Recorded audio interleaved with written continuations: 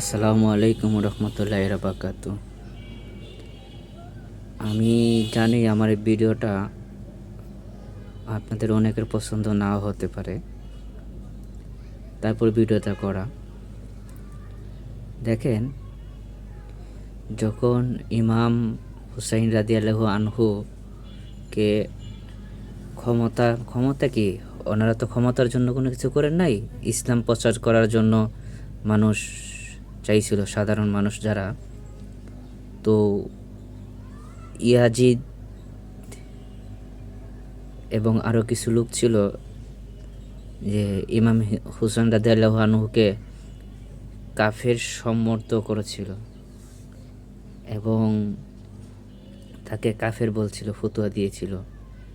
তো আমার কাছে কেমন জানি লাগে যে এই যুগের কিছু কিছু আলেম ইয়াজিদের মতন, তারা সত্য যেটা সেটা প্রচার করে না, মিথ্যাটা লইয়া টানাটানি করে।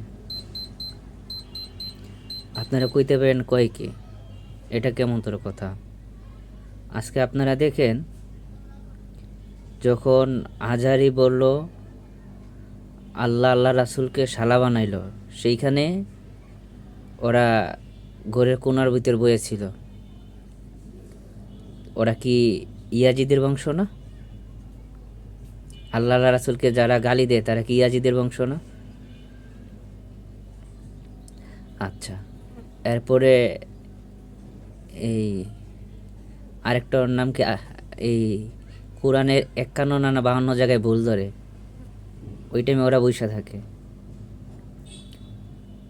এরপরে মাদ্রাসায় ধর্ষণ করলে, এবার মানে তাদের, ওরা এমন একটা তাদের যারা তারা অন্যায় করবে সেটা কি হইব? অন্যায় না, আর অন্যায় না করলেও অন্যায়। যারা সত্যিকার ইসলাম প্রচার করে তাদের মাজার ভাঙ্গা ফেলায়। আচ্ছা, এই পর্যন্ত কি দেখছেন কোনো আলেমের মাজার হইছে? হবে না, কারণ তারা তো ইসলাম প্রচার করে না, তাদের তাদের পেট প্রচার করে।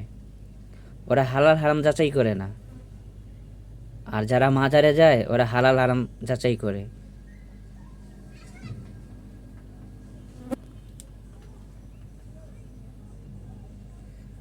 তারা হালাল হারাম যাচাই করে।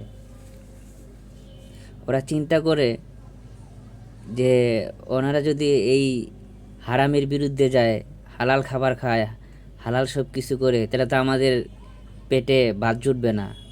এর জন্য ওরা মাজার ভাঙে, ওরা এই বয়াতিকে গায়ে হাত দেয়, ওরা সুন্নি করে দেখতে পারে না। আরেকটা জিনিস দেখেন, রাসূল পাক সাল্লাল্লাহু আলাইহি সাল্লামের কাছে যখন যাইতো সাহাবাগণরা, তখন বলতো এই যে পাগলের কাছে যাইতেছে পাগল। এই গোষ্ঠীর লোকগুলোই আমার কাছে লাগে কিছু কিছু মুন্সি মাওলানা নামধারী মুসলমান। আল্লাহ রাসূল বলেছেন যে নবুয়ত সমাপ্তি, আমার পরে কোনো নবী আসবে না। এরপরে আমার এই সমাজে কিছু উম্মত হবে পাগল, জীর্ণ শীর্ণ লোক, সমাজ তাদেরকে দাম দিবে না, কিন্তু আল্লাহর কাছে অনেক দামি। আর আমাদের এই কিছু সমাজের লোক, আমরা সেই সব পাগলের কাছেই যাই, সেই সব আল্লাহর ওলির কাছেই যাই। দেখেন, ইসুফ নবী যখন ধর্ম প্রচার করতেছিলেন, তখন ওনাকে বলল অনেক কাফের। কি একটা জিনিস আপনারা কি বুঝতে পারতেছেন কারা কাফের ফতুয়া দিছিল? এই কিছু কিছু নামদারি আলেম, এই সেই কাফের। তারা সত্যটারে বলবে মিথ্যা, আর মিথ্যাটারে সত্য প্রচার করবে। তারা জান্নাতের টিকিট বিক্রি করে। তারা ওই 18 কোটি মানুষের জান্নাতি করে। হিসাব করেন যে ওরা কোন ধরনের মুসলমান। এরপরে আরেকটা জিনিস আমি দেখলাম যে আরেক মাওলানা নাকি লা ইলাহা ইল্লাল্লাহ মুহাম্মদ রাসূলুল্লাহ বিসিই পায় না। আরেকটা জিনিস দেখেন, আরেকজন বলতেছে যে এই আল্লাহ মানে আল্লাহর কথা বললো নাকি শিরিক হয়ে যায়। মানে শিরিক ঢুকাইতে ঢুকাইতে ওরা আল্লাহর নামেও শিরিক ঢুকাই দিছে, ষষ্ঠার নামেও শিরিক ঢুকাই দিছে। যে ওরা কোন ধরনের ইসলাম প্রচার করে দেখেন। ওরা এক ভাই হয়ে আরেক ভাইরে মারতেছে, ওরা কোন ধরনের ইসলাম প্রচার করে দেখেন। ওরা যাক না, আজকে ইসরায়েলে যাক, যাই ইসলাম প্রচার করুক, তাইলে মনে করুন হওয়া ঠিক আছে। এখন আমি জানি ইসলামের সব কিছু আমার কাছে আইয়া বলতেছে, মানে মার কাছে মায়ের কথা মাসির কাছে যায় বলে, মানে আমার মায়ের কথা আমি আমার খালার কাছে যাই কই। তো ওই কিছু কিছু আলেমের স্বভাব হয়েছে ওইরকম, যে এইখানে একটা জিনিস দেখেন আপনারা, আরেকটা জিনিস ফলো করেন। এখন কোনো মসজিদে কি সুদের বিরুদ্ধে কথা বলে না। এখন ইউনুস ওদের কাছে অনেক দামি মানুষ। এখন কোনো মসজিদে দেখেন ইসরায়েলের পক্ষ নিয়ে কোনো ফিলিস্তিনের পক্ষ নিয়ে কোনো কথা বলতে, ইসরায়েলের বিরুদ্ধে কোনো কথা বলতে দেখেন কোনো মোল্লা করে? এর জন্য সালাউদ্দিন আইয়ুবী ৭০,০০০ আলেম মাইর গর্দান দিছিলেন। একবার হিসাব করছেন যে উনি দেখেন যে রাতভরা যেটা করে দিনে আবার ওর কাছে কীভাবে যায় পৌঁছায়। পরে এই যে এক ইহুদি ধইরা, খ্রিস্টান ধইরা, তারপরে দেখে এই যে দিন বইরা ওনার সাথে থাকে, সালাউদ্দিন আইয়ুবীর সাথে থাকে, আর মনে করেন রাত্রে হইলে মনে করেন যে ইহুদি খ্রিস্টানের কাছে কইয়া দেয়। ওই জাতের ওরা না।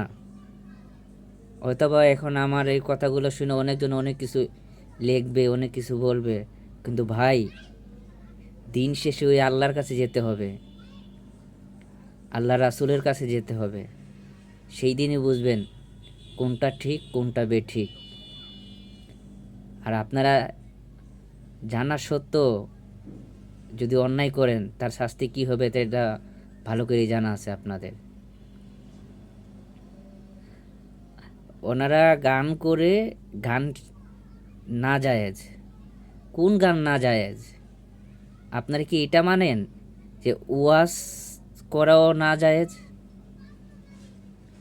যেখানে আল্লাহ রাসূলের বিরুদ্ধে কটূক্তি করা হয় সেইটা না জায়েজ।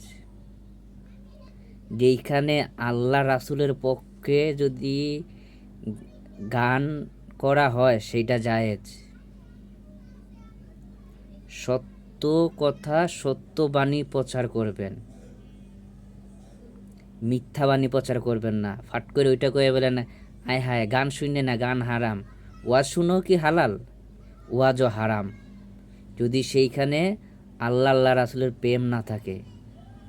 যেখানে আল্লাহ রাসূলের প্রেম থাকে সেটা গান হোক আর যাই হোক সেটা হালাল। আল্লাহ রাসূলের বিরুদ্ধে গেলে সেইটাই হারাম। সে ওয়াজ করুক আর গান গাউক, হারাম হারামই। একটা কথা মনে রাখবেন, যদি আল্লাহ রাসূলের বিরুদ্ধে ওয়াজ করা হয় সেইটা হারাম, যদি আল্লাহ রাসূলের বিরুদ্ধে গান করা হয় সেইটা হারাম, আর যদি আল্লাহ রাসূলের পক্ষে গান গায় সেইটা হালাল। আল্লাহ রাসূলের গুণগান গাইলে সে ওয়াজ মাহফিল হালাল। কথাটা সত্য বলছি না মিথ্যা বলছি বিবেকে পেতে যাচাই করবেন। জ্ঞান আছে, আল্লাহ পাক জ্ঞান দিছে, জ্ঞান দিয়ে বিচার করবেন। কথাটা মনে রাখেন, দিন শেষে আল্লাহ রাসূলের কাছে যেতে হবে। আসসালামু আলাইকুম ওয়া রাহমাতুল্লাহি ওয়া বারাকাতুহু।